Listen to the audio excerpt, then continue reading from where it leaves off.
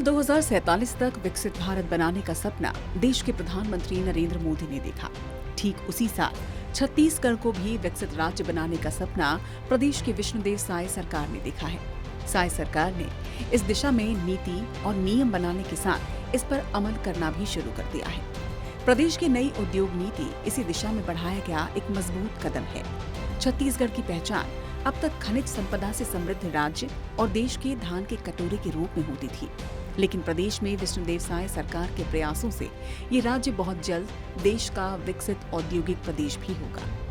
राज्य को औद्योगिक और आर्थिक विकास के नए शिखर पर ले जाने की दिशा में सरकार ने एक महत्वपूर्ण फैसला लेते हुए BEML के संयंत्र की स्थापना का रास्ता साफ कर दिया है। हाल ही में संपन्न साय कैबिनेट की बैठक में राज्य सरकार ने BEML के लिए 100 एकड़ जमीन टोकन दर पर देने का फैसला लिया।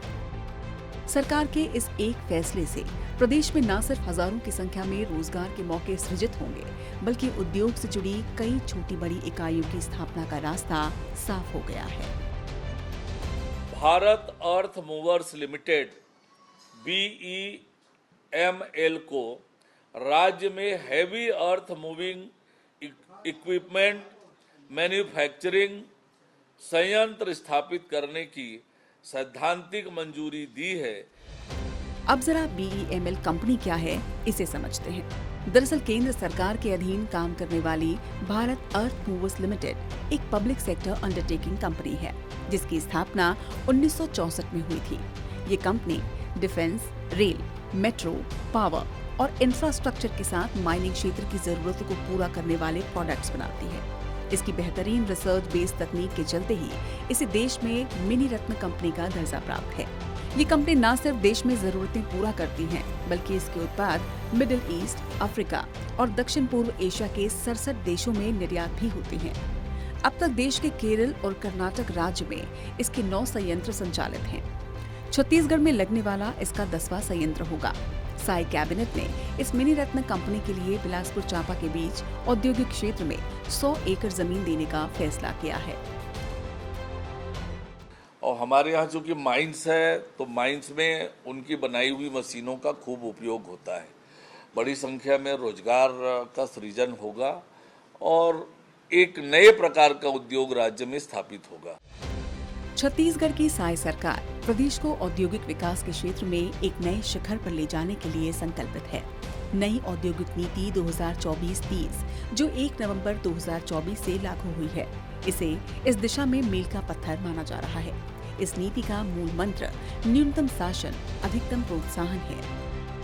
इस नीति के तहत यहाँ उद्योगों को स्थापित करने की प्रक्रिया को सरल और पारदर्शी बनाया गया। इस नीति के तहत फार्मास्यूटिकल्स, सूचना प्रौद्योगिकी, artificial intelligence, green hydrogen, semiconductor और पर्यटन जैसे क्षेत्रों को विशेष प्रोत्साहन दिया गया है। अगर कोई उद्योग 1000 करोड़ से ज्यादा का निवेश या फिर 1000 से ज्यादा लोगों को रोजगार देने की पहल करता है, तो राज्य सरकार उसे तय लिमिट से आगे जाकर रियायत देती है। यही वजह है कि नई औद्योगिक नीति को अब तक की सबसे बेहतरीन औद्योगिक नीति माना जा रहा है। इस नीति के तहत अब तक दिल्ली, मुंबई और बेंगलुरु में इन्वेस्टर कनेक्ट मीट आयोजित किए गए, जहां देश विदेश के उद्योगपतियों ने राज्य में 4,40,000 करोड़ रुपए के निवेश प्रस्ताव रखे हैं। हाल ही में नवा रायपुर में सेमीकंडक्टर बनाने वाली पॉलीमेटिक कंपनी के करीब 1200 करोड़ रुपए के निवेश से निर्माण संयंत्र स्थापित करने का भूमि पूजन संपन्न हुआ। हमारे बेटा बेटियों को रोजगार मिलेगा और इस कंपनी ने और आगे गतिविधि बढ़ाते हुए 10,000 करोड़ और निवेश करने का अनाउंस किया है, तो इससे और लाभ होगा और हमारे बेटा बेटियों को और ज़्यादा रोजगार का स्कोप होगा और सरकार इसके लिए जो भी कंपनी को मदद की आवश्यकता होगी वो करेगी। साफ है कि साय सरकार प्रदेश में औद्योगिक विकास के नए युग की शुरुआत कर चुकी है। न सिर्फ रायपुर बल्कि राजनांदगांव, बिलासपुर, चांपा और शक्ति जैसे जिलों में औद्योगिक विकास के नए केंद्र विकसित किए जा रहे हैं। पहले पावर, स्टील, सीमेंट जैसी कंपनियां प्रदेश की पहचान बन रही थी, मगर अब टेक्नोलॉजी, AI, सेमीकंडक्टर, गारमेंट और फार्मास्यूटिकल क्षेत्र की कंपनियां नई पहचान गढ़ेंगी।